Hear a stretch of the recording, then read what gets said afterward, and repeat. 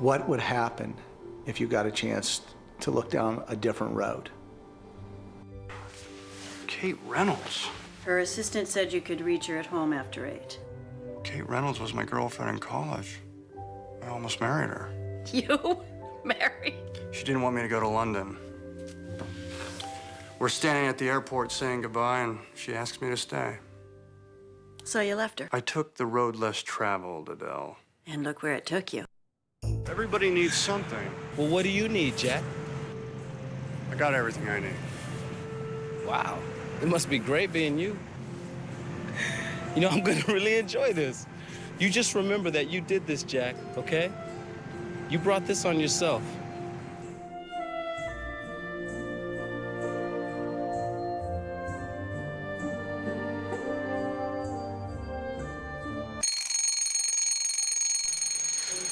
Ten more minutes, Jack. Jack wakes up in this little house in New Jersey, and he has this blonde woman lying next to him. What did I do? Did I meet you last night? Or what am I doing? This little girl runs in with carrying an infant, and they're jumping up and down the bed saying it's Christmas time, let's open the presents. Come on, Dad, get up! And that just blows his mind. She called me Dad. Jack. Strong coffee.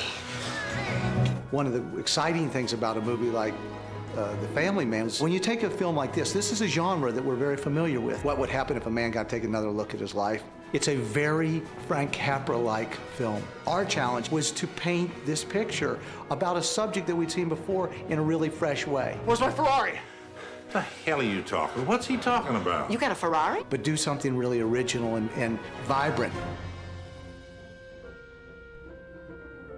It's very strange because this isn't my house.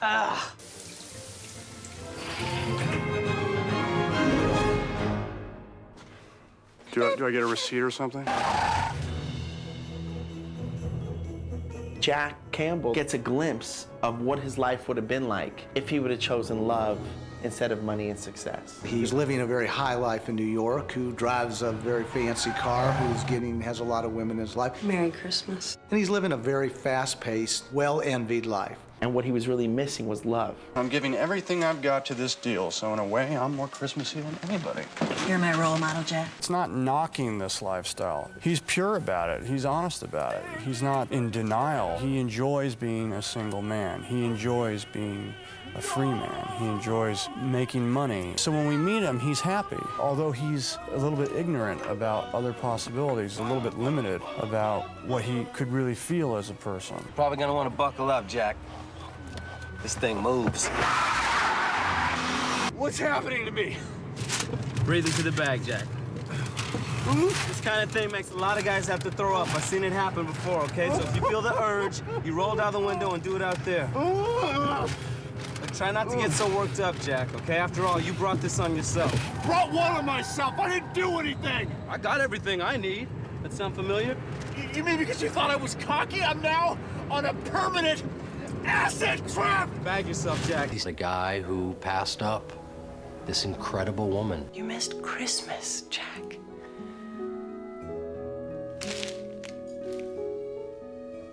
I'm sorry. Taya is a wonder in this movie. I think what attracted me the most to the role was the relationship. Hey, where's that chocolate cake? Do you mean this chocolate cake? That's my piece. I was saving it because I got nauseated by that pre-cooked mini-mall rotisserie chicken. It's good. She has just the right amount of seriousness to anchor the scenes in reality, but she's always got impeccable timing. You want this cake? I want it. Thank you. It's good, right? I defy any man to watch this movie and not want to go live with Taya Leone. I love you. And that's more important to me than our address. I choose us.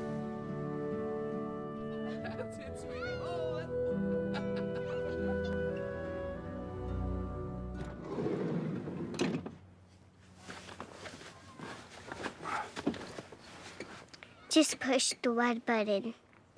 The questions a man may ask themselves at a certain period of their life about what their life would have been had they gone down one path as opposed to another. And that road obviously involves what it'd be like to be a family man. Hey, Annie, where do I go now?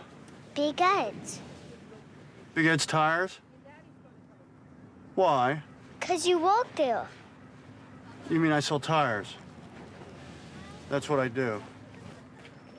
I'm a tire salesman. I was in the middle of shooting my last movie, Rush Hour, and my agent kept sending me scripts, and I told her, look, if you don't stop sending me scripts, if I don't concentrate on Rush Hour, no one's gonna wanna hire me to direct any of these other scripts. So the day I finished shooting, she said, okay, out of all the scripts I sent you, you gotta read The Family Man. I said, The Family Man? I don't wanna read a script called The Family Man. I don't wanna do a corny family film. I wanna do cool movies. That's right. And that would make us #1 in our market.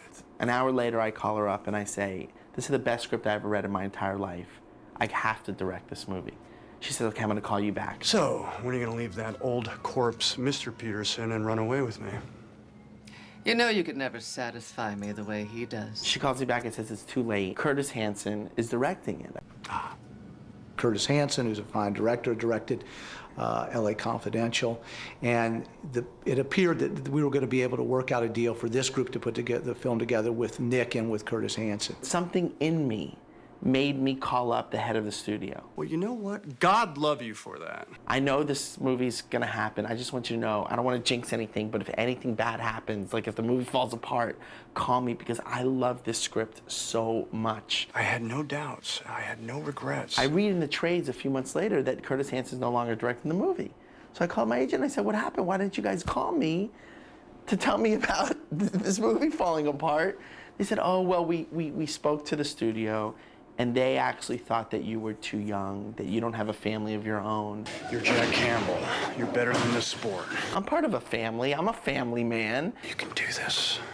You can do this. I said, give me a meeting with these people. A simple no to Brett would be like trying to stop a Humvee from going through a field of corn or something. I mean, it's like he's a force of nature. He wasn't going to stop at that. I started getting these phone calls from agents about Brett. Who is this man? Well, He had directed Rush Hour by this time, and Rush Hour was an enormously successful movie. Mark was the type of producer that really didn't care about that. I thought, this guy's really talented. He should make him, he should make a lot of movies. He just shouldn't make The Family Man. not cool. Not cool! He agreed to meet with me while I was in New York. He's late. You This guy's got the wrong idea about how to get a job. I'm really sorry. No, I don't want you to be sorry, Alan. I want you to be excited. I want my gift to you to be the first gift you open this year. You know why? Because my gift comes with 10 zeros. Brett comes walking up, full of energy. Hey, man, I'm sorry. But in the meantime, as he's saying he's sorry, I noticed that he's actually still talking on the telephone to someone else. I was trying to impress Mark. I think another telephone in his pocket rang. Are you out of your mind? My cell phone started ringing at the wrong time. And he just sat down. He said, man, you got to let me direct this movie. I don't understand why you won't do it. You know how much money my movie made? I mean, my movie made a lot of money. I mean, did you see Rush Hour? If you didn't see it, I'll set the movie up for it. I was desperate for this movie. By then, the phone had rung 3 more times, and he'd answered it. I was so excited. I said, if that phone rings again, you don't have a prayer. Don't screw up the best thing in your life. So turn the damn phone off. Sorry. It's my mom.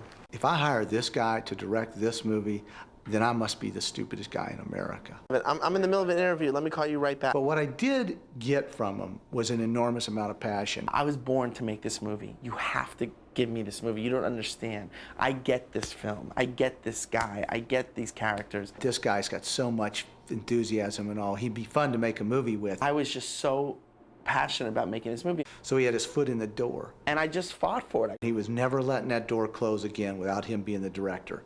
And there's not a frame in this picture that I cringe when I see. There's not a moment where I go, wow, we got off base. I wish we could have straightened it out. Real credit to Brett. So Brett fit the bill. Yes!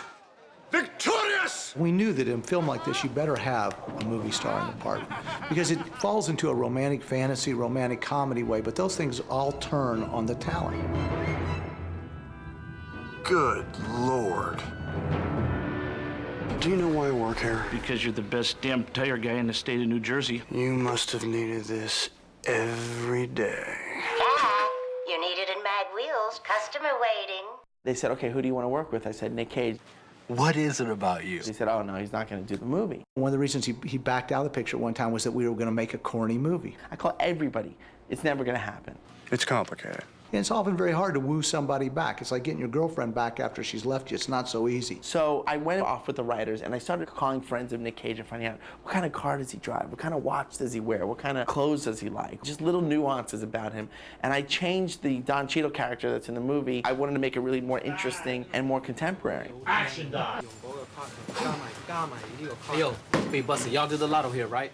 Y'all do the lotto here? Yeah? Cool, because I got a winner, baby. I got a winner. Nick read it and said he'll have a table reading of it. A week goes by, I get every actor I know together. I try to put them in the... I get a call back the day before the table reading, says Nick said he doesn't want to waste anybody's time. There's no way he's doing this movie. Forget about it. I was devastated. I was making Gone in 60 Seconds, and I had just made 2 darker style films, one called 8mm, one called Bringing Out the Dead. And so I wasn't really in a comedy headspace. It got down to the fact that we were really getting close. We had to start the movie, and we had to get a commitment out of Nick. I'm gonna have to get back to you on that, Ed. Right on.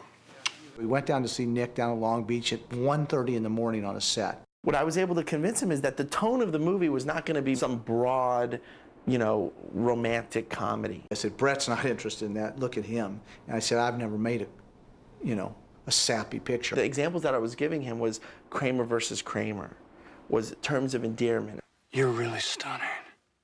This is good stuff. I want you to keep this up. I thought it might be a good idea to return to comedy again. I said, I'm not leaving here until you say yes to this movie. What's this? Open it. Some kind of a signal? Will you come whenever I ring it? Now you got to get out of the car, Jack. The deadline came and went. He didn't make a decision. He had other things he was thinking about. Went on and on and on. Finally calls me up on a Friday and says, come over to my house. And Brett called me, and he was in the car on the way over, and he said, God, he's probably going to turn us down, and what are we going to do? And I come over to the house on Saturday. I was so nervous. I think he was going to tell me, look, I like you. You're a nice guy. Thanks for believing me, but I can't do this movie. Maybe he is because he just wants to be polite about how he says no. He said, I saw Rush Hour with my father, and I loved it. Seeing how passionate he was about me being in the movie, I got sort of inspired. And he said, I'm going to do this movie with you. And I was like, are you kidding me? I was like, yes! I left there, I was like, yes! I think it turned out all right, don't you?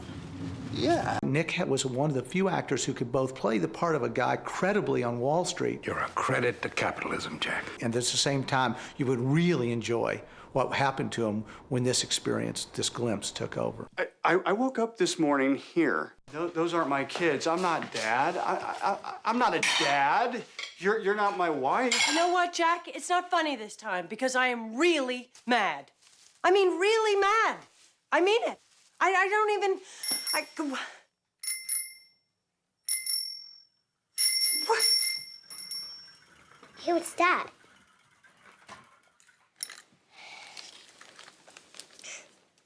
I like it. Thanks, Dad. That's mine. She took my bell. What an amazing cast, man. When you've got Don Cheadle and Téa Leoni and Nick Cage and everything, it's just, you know you're in the good stuff. I feel really blessed to be surrounded by those type of people. Yeah.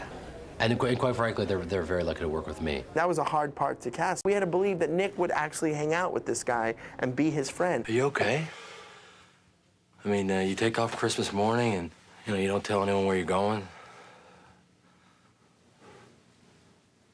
We're friends. It's so cool because it's not Jeremy. It's not playing the hip guy. It's playing the neighbor, man. It's got the phony baloney bar. Is the trouble at work? I don't think so. Wait, it's not Kate, is it? You see? Huh? It's like we're inside each other's heads. Kate's my wife. Just keep saying it over and over again, Jack, like a mantra. Keep saying it. Nick Cage is 100% relaxed when the camera is rolling. Oh. Holy Mother of God. But at the same time, he's 100% focused.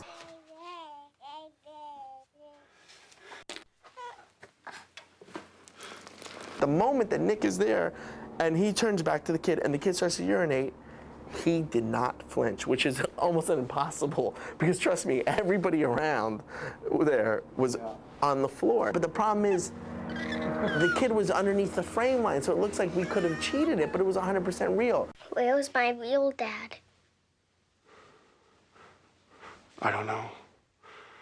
But don't worry, he loves you, and I'm sure he'll be back very soon. Mackenzie Vega, I think, is a great actress. You ask her to do something, she does it every time. I don't know how she does it. And you never feel like she's forcing it or faking it. They did a pretty good job. Who did? The aliens in the mothership. He looks just like him. Thanks. Slightly better looking though, right? That was the one scene that if you went too far in the other direction, it would change the tone of the movie. We didn't mind it being funny, we didn't mind it being silly, as long as at the end of the scene, you felt the emotion and the connection between him and the little girl. Oh no, you're not gonna start crying, are you? I don't think I could really deal with that right now. Do you like kids? On a case-by-case basis. Do you know how to make chocolate milk?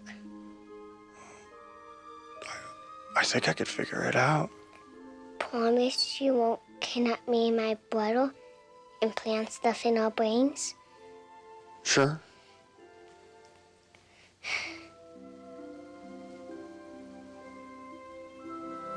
Welcome to Earth.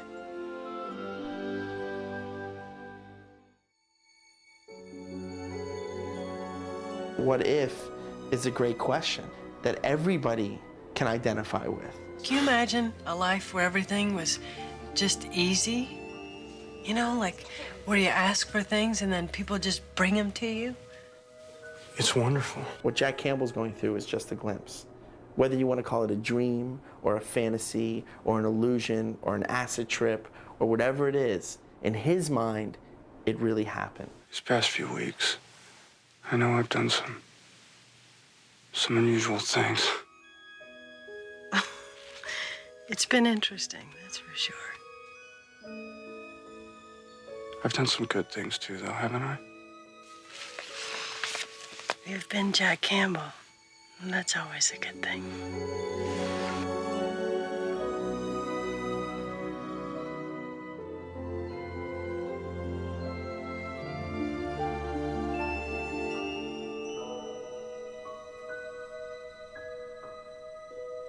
You want to do something great, Jack? Let's flush the plan. Let's start our lives right now, today. I mean, I have no idea what this life is gonna look like, but I know that it has the both of us in it, and I choose us.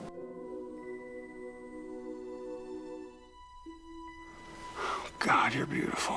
How can you look at me like you haven't seen me every day for the last 13 years? Jack! What's up? How you feeling, baby? Can't keep coming in and out of people's lives, messing things up. It's not right. I need you to remember me, Kate. Keep it with you no matter what happens.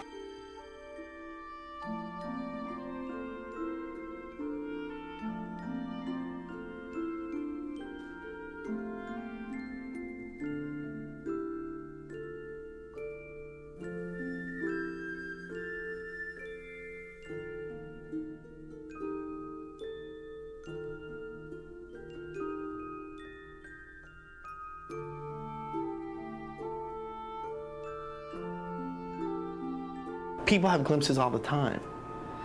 And people should think about the choices they make because it will have a lasting effect for the rest of their lives.